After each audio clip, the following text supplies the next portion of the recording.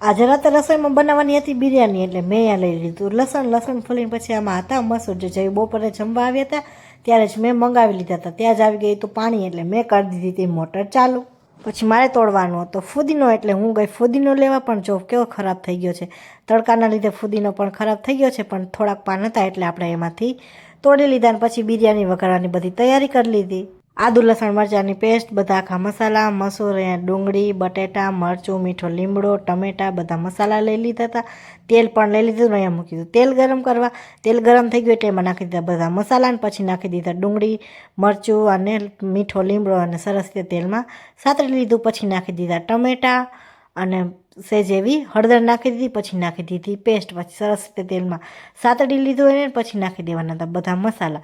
જ્યારે કે મસાલામાં નાખવાનું હતું આપણે ખાલી ચટણી. પછી ચટણી પણ નાખી દીધી ને અહીંયા લઈ લીધા હતા ભાત. પછી વઘારને સરસ રીતે આપણે પાકવા દેવાનો હતો. પછી નાખવાનો હતો એમાં વઘારને એકદમ સરસ રીતે પાકવા દેવાનો હતો. પછી એમાં નાખવાનું હતું જોઈએ એટલું પાણી. એટલે ચટણી નાખીને આપણે સરસ રીતે વઘારને પાકવા દીધો. પછી નાખી દીધું જોઈએ એટલું પાણી. પછી હું તોડી આવી તાજો સરસ મજાનો ફુદીનો. પછી ધાણા ભાજી અને ફુદીનો પણ સુધારી નાખ્યો ને અહીંયા લઈ લીધું હતું દહીં. પાણી ઉકળી ગયું એટલે એમાં નાખી દીધા ભાત, દહીં, મસૂર અને ધાણા ભાજી, અને નાખી દીધો તો ફુદીનો. પછી સરસ રીતે બધું મિક્સ કરીને કુકર કરી દીધું હતું બંધ. પછી હું ગઈ બહાર. સરસ મજાનો ઠંડો પવન આવતો હતો. ત્યાં જ થોડી વાર ઊભી રહી. ત્યાં 2-3 સીટી પડી ગઈ એટલે આપણે સરસ મજાની બિરયાની બની થઈ ગઈ હતી તૈયાર. ને પછી આવી ગયું હતું દૂધ.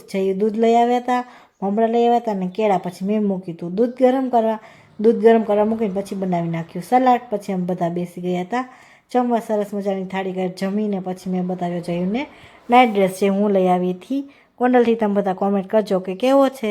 વિડીયો ગમ્યો હોય તો લાઈક કરી દેજો અને ચેનલને કરી દેજો સબસ્ક્રાઈબ.